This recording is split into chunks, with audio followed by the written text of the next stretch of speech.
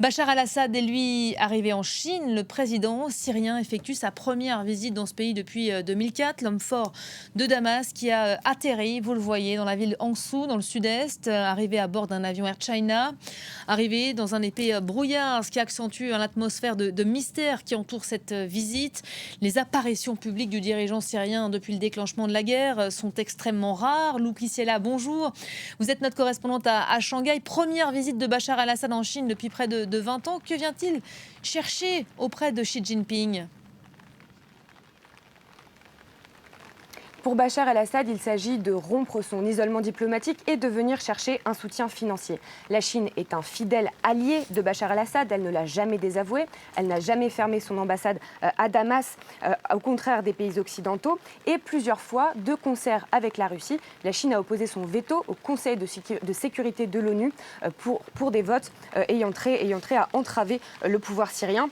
On le sait, la Syrie est ravagée par 12 ans de guerre, ayant fait un demi-million de morts, des millions de déplacés. Le chantier de la reconstruction s'annonce colossal. Il est estimé à au moins 230 milliards d'euros. Le président syrien vient très probablement chercher de l'aide sur ce volet. Début 2022, la Syrie a rejoint les pharaoniques routes de la soie chinoises, ce qui doit lui garantir la construction sur son territoire de routes et de ports. Et en 2017, Pékin s'est engagé à investir 2 milliards d'euros en Syrie, une somme qui pourrait contribuer à reconstruire les infrastructures pétrolières syriennes. Faut-il voir, Lou, dans ce nouveau déplacement, dans cette nouvelle visite, la construction d'un nouvel ordre mondial sous l'égide de la Chine ?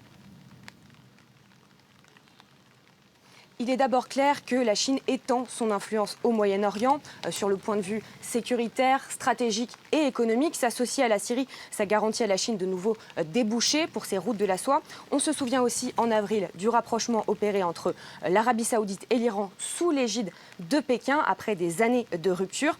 Les médias d'État chinois ici se félicitent régulièrement que dans la région, Pékin contribue à maintenir le dialogue. Contrairement aux États-Unis, précise-t-il systématiquement.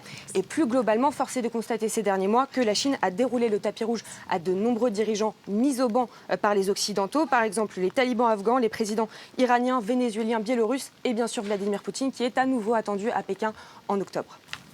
Lucie, c'est là en direct de Shanghai pour France 24.